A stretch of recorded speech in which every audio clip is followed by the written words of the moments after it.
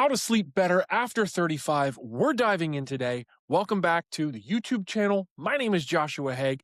And after, 15 years of clients, time and time again, I see almost everybody just struggle with recovery and how they can not secretly, unlock performance long term. So today's video is all about that, giving you a little bit of information about why you're not sleeping probably the best you should be after 35, as well as some good takeaways for hopefully um, the overarching future for you of unlocking performance, unlocking recovery, unlocking your best sleep. If your performance at work, the gym, life, you're not there for your family, all of it is starting to suffer, tune in. This is for you. All right.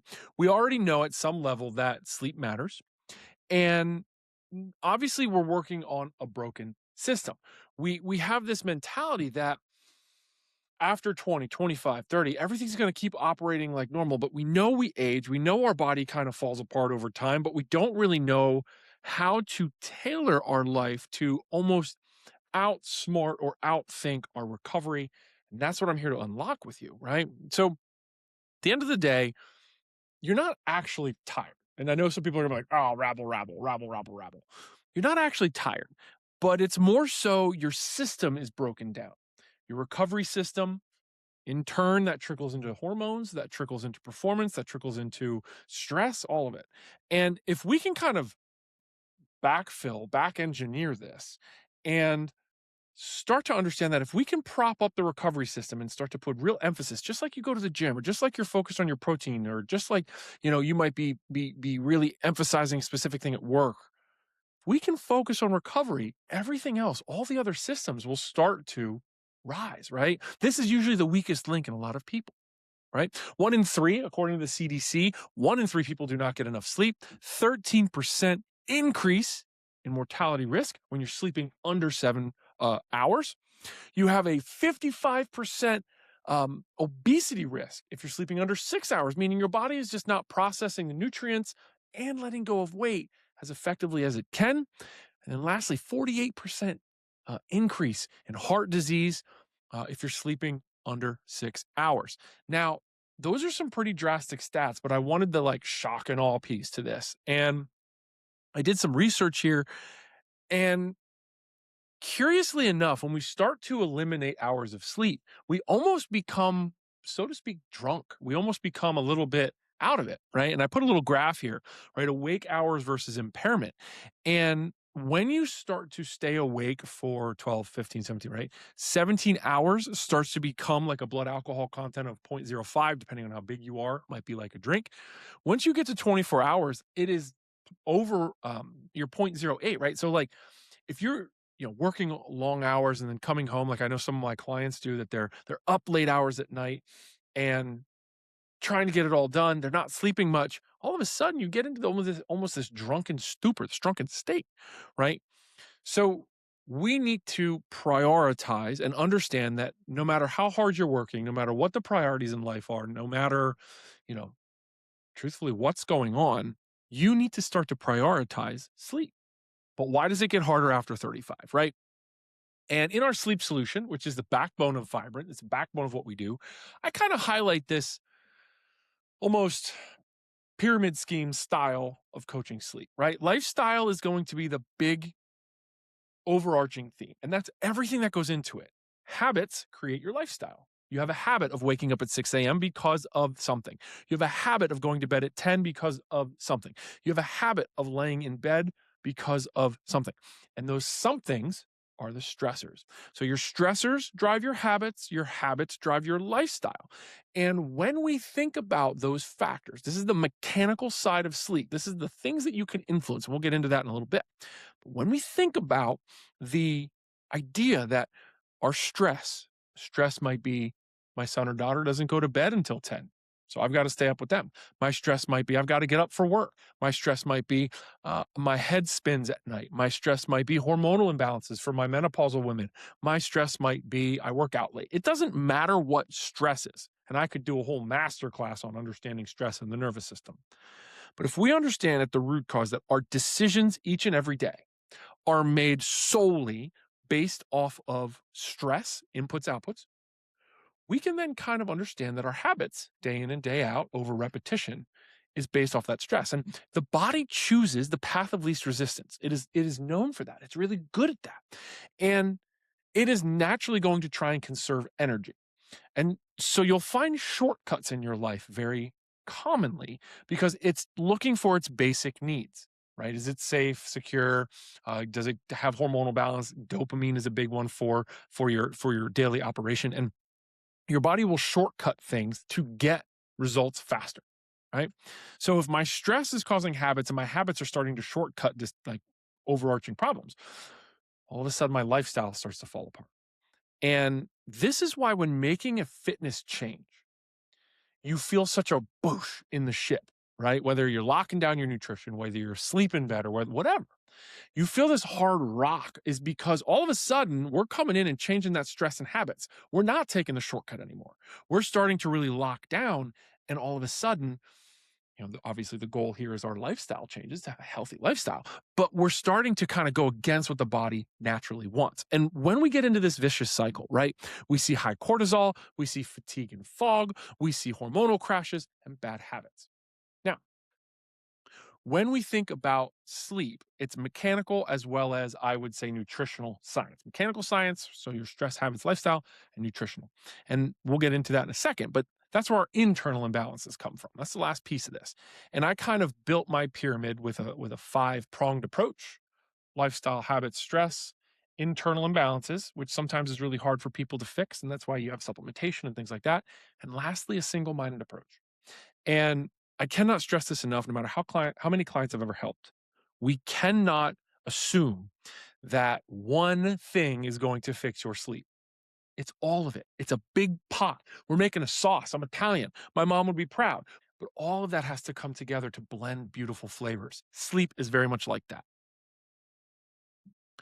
Now, most people step back and they're like, I just lay in bed at night. I'm on my phone. That's the reason I can't sleep.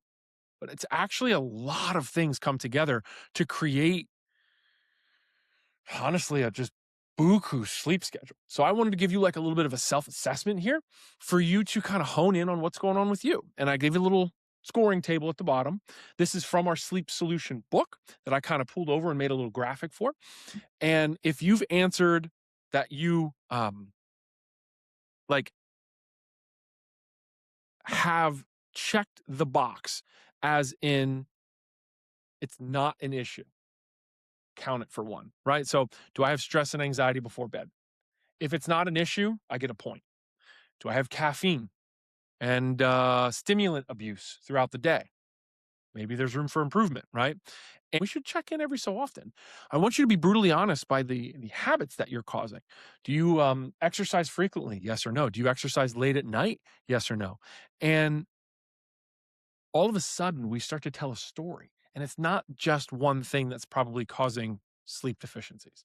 It's a lot of these, all little bits, right? Death by a thousand cuts. That's what we look at, and that's what we see with a lot of our clients. So 2026 is here. Biohacking longevity is huge.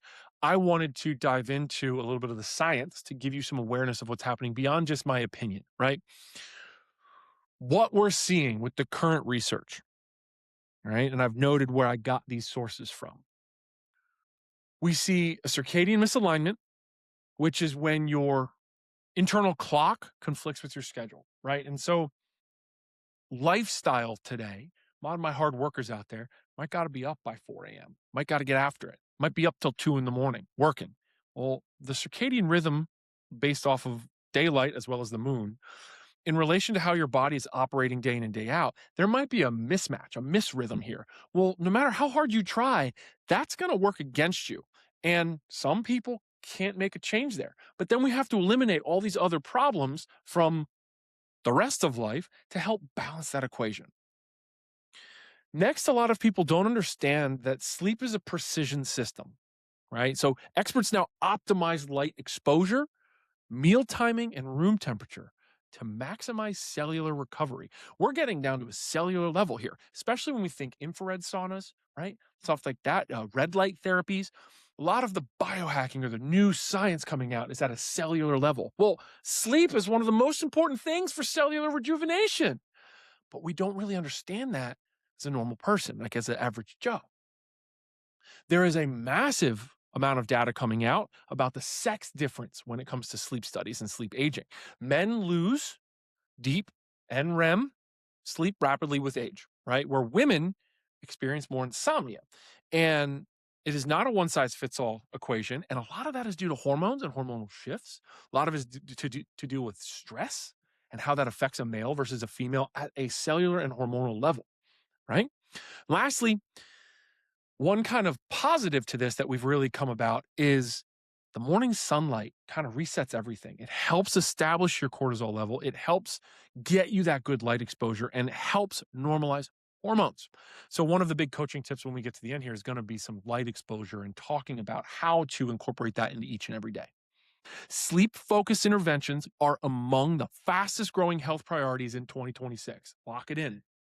And poor sleep is now recognized as a profound biological cost. What are you willing to sacrifice? What are you willing to give up down the line? Right? Oop. Now, when we look at kind of foundations for better sleep, I kind of wanted to give you just a tidbit, a grazing of our sleep solution book. We want to see 5 main bullet points. Consistent sleep schedule. That is the most important thing. That means I'm falling asleep and waking within a 15-minute window. If you can, 30. So I'm in bed by 9 and up by 6 every day, weekends included. This should be as staple as you can. That's the most important thing. Whoop yells at me all the time for it. If I get an hour sleep in, it's pissed. I want a 60 to 90-minute pre-sleep wind down. This is your ritual. This is your hot shower. This is reading. And there's thought to it. It's not just going to bed and read on your phone. Next, I want you to optimize your sleep environment. Is it cold? Is it dark? Do you have beeping lights? Do you have doors that are opening and clacking? Is the dog always in there wrestling? Think about how your sleep sanctuary, as I call it in the book, is designed and if you've put thought into that. We need a hard caffeine cutoff, and I talk about caffeine pretty extensively in some other videos. There's a 5 to 6 hour half-life, and then basically at 5 to 6 hours, a degradation scale of how caffeine is still in our system. So realistically, you will see at least 100 milligrams still circulating by 9 p.m., right? So 10 plus hours. People just drink coffee and they're like, oh, I'll be fine by bed. It's 4 o'clock. No, it's still in your system kicking, even though you might not be jittery. Lastly, as I said last one, morning sunlight within 60 minutes of waking. We have to lock that down. And that's getting up, that's without sunglasses on, walking a little bit, 10 minutes. If you can, not behind glass or windows or things like that, maybe you have a cup of coffee outside if you're not going right to work. If you are going right to work, maybe you walk around the parking lot 5 times. It will drastically change your workday. No amount of nutrients is going to fix you. Right? These are actions, these are choices, these are things you are doing each and every day that are either promoting healthy sleeping habits or taking away. So you have to make the choice of kind of what you want your life to look like when it comes to understanding sleep long term. That's it, right? I like the quote down here from Alex Hermosi. The systems you have created are producing the results you are getting. If you want different results, create different systems. And I am a firm believer in this, right? Now, we've beat up these 3 pretty hard, so we'll move forward. When I stepped back and kind of was doing my internal case study on all my clients, nutrients was a big problem for people. And I noticed that a lot of people have misaligned nutrition just in general, let alone for sleep. And we're talking like neurochemicals, like so kind of unlocking different down regulation standpoints within the brain while we sleep or going to sleep or how we upregulate coming out of it. And remember, as we sleep, we go through cycles. Well, your body needs different nutrients to kind of help move you through things, to help sedate you, help keep your mind quiet, help process thought at night, help regulate body temperature. And if you don't have that nutrients, you will basically miss out. You might only get 60% or 50% of optimal recovery. So I stepped back and was like, okay, well, what all do we need? And I tried to create almost like a trying to give everybody that you could possibly think of the big things that they need for sleep. And what I did was a circadian rhythm regulation, stress reduction, and a neurotransmitter kind of balancing. And so we see things like phytomelatonin helps with circadian rhythm. And I gave you just a dose, just enough. It's derived from tomato, tart cherries in there as well to help just get you sedated, help get your rhythm back in check. I then add things for stress, right? And then a little bit of management within the nervous system. That's your magnolia bark, your passion flower, your L-theanine. And it's really important that we help the body regulate and stay calm. We also want to produce what's known as GABA, and that has a direct impact in terms of serotonin within the body. That's our natural melatonin, right? Serotonin produces melatonin, just to be clear. Lastly, our 5-HTP. Now, I talked about the GABA back here, but this blends into the neurotransmitter side of things, where when we talk about the 5-HTP, we see serotonin uptick and more melatonin produce. So I came at this from the thought process that if I could give someone a supplement that not only quiets their mind, but helps their body produce the hormones that create the sleepy stuff, we're in business. I'm giving you the nutrients while you handle the mechanical side of things, right? And I gave you the coaching for that. This is how we come together to truly create a system for success, not just hopefully guessing and I'm going to put my phone down 10 minutes earlier and good luck. It's never going to work. I wanted to give you some wins. You set a power down alarm, right? Dim all the lights, warm shower, 5-minute brain dump, check your room temperatures. These are all quick things you can do tonight and drastically increase your opportunity when it comes to sleep. I gave you some good supplements to stack before bed or through the day. Obviously, Vibrant Sleep is there for you. Go on livevibrant.com. We have discounts running and a 30-day money-back guarantee. It's as easy as just giving it a shot, right? Our reviews speak for themselves. Give it a shot. These are some great supplements with good science behind them that will help you sleep each and every day. And lastly, I wanted to think about some food that could help support you as well. And we're thinking leafy greens, salmon and egg yolks, right? Vitamin D. And we want to think about avoiding sugar, refined carbs, and alcohol within 3 hours of bed. Now, there's a lot of information here, right? Your next step starts now. Use what I just gave you, lock it in, go immediately start doing those things this evening. But if you need more support, I have a sleep academy ready to go, school.com/the sleep academy. And this is meant to walk you through a 30-day, it's a 30, 60, and 90-day full reset of your system. I walk you through every single thing with video-led coaching. I also have the sleep solution. It's out for free. Go onto our website, livevibrant.com. You can download it and start unlocking your sleep tonight. I hope this helped you a little bit. I want you to have these resources that I've built for you. And at the end of the day, my goal here is to just find a way to help you unlock your optimum potential, right? And I think if you can start to realize that you are in control of so much when it comes to your performance and realistically how long you're going to live, but more importantly, how well you're going to live, man, the world is your oyster. So I'm here to support you. Come join us, our YouTube channel, my social media. I would love to see you in there. Write some questions in. And until next time,